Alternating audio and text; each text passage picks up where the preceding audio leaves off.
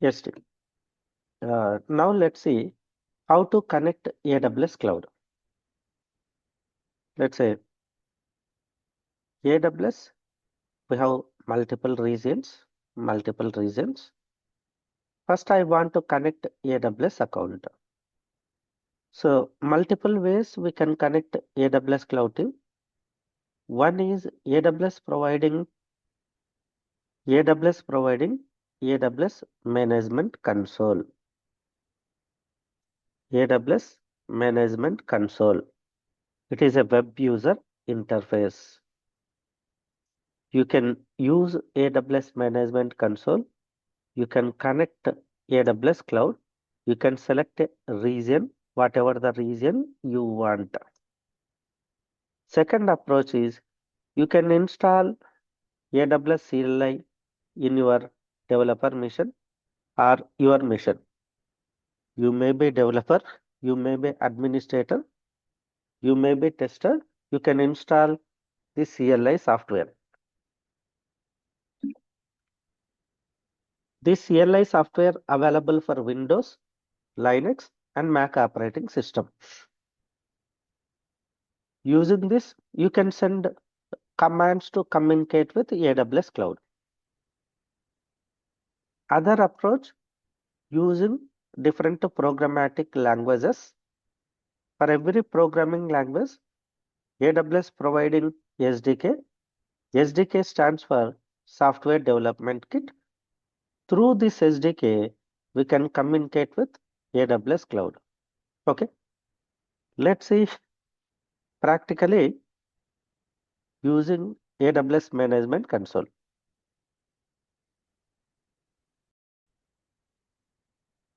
Open any web browser. I already opened Google Chrome. Let's say here, I am opening aws.amazon.com. Here, right side, you can see account.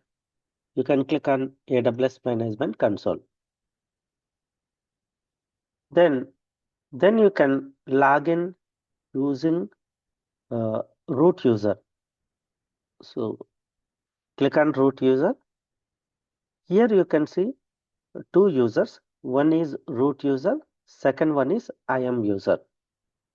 So once you create AWS account with X email, that X email is a root user. So whatever the email ID we given for creating AWS account, at that time you will provide a username, right?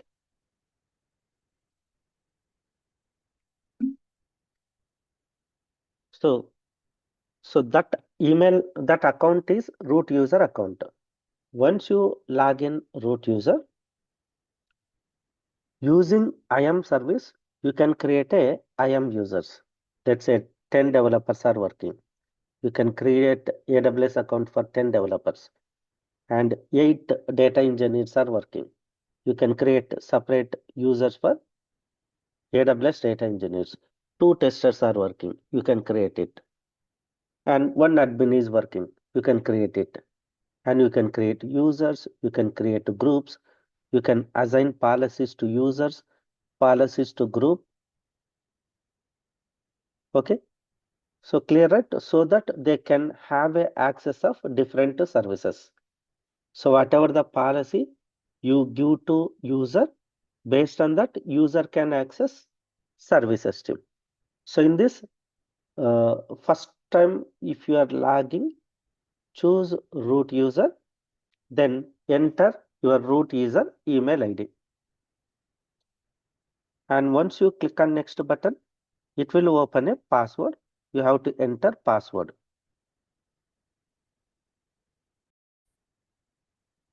Once you enter root user and password, then it will directly takes home page for you. But I already created my account and I enabled multi-factor authentication to my email ID. Along with the password, I enabled multi-factor authentication. So I have yeah.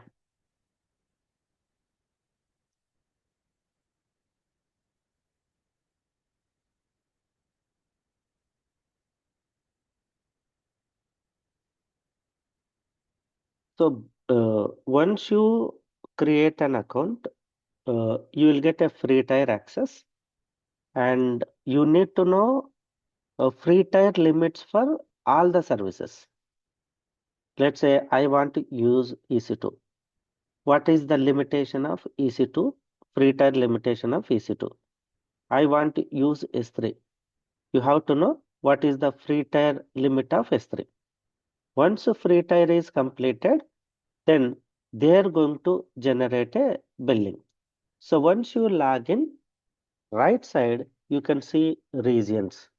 You can select a nearest region for you. For me, nearest region is Mumbai. I'm selecting Mumbai as my region. Then right side, you can see your username. You can see here, you can see account, and you can see billing and cost management. You can click on billing and cost management. You can find billing of your account. You can click on bills. You can see month-wise bills. Let's say this month, this month not yet generated anything because still uh, you can see here. So $37.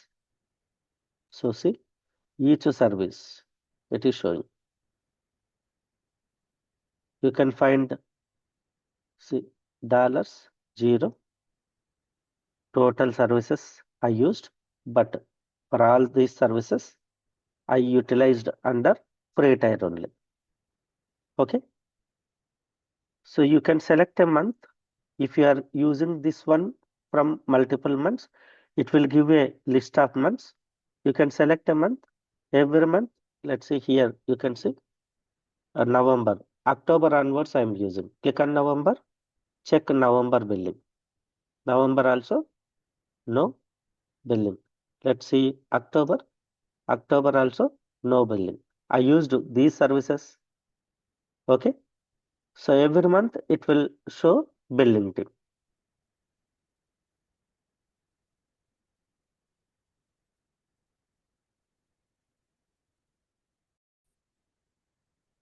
So clear writing. So click on AWS. Here, this is our home page. Here you can see recently visited services. In your case, you may see empty, but my case, I am using these services already.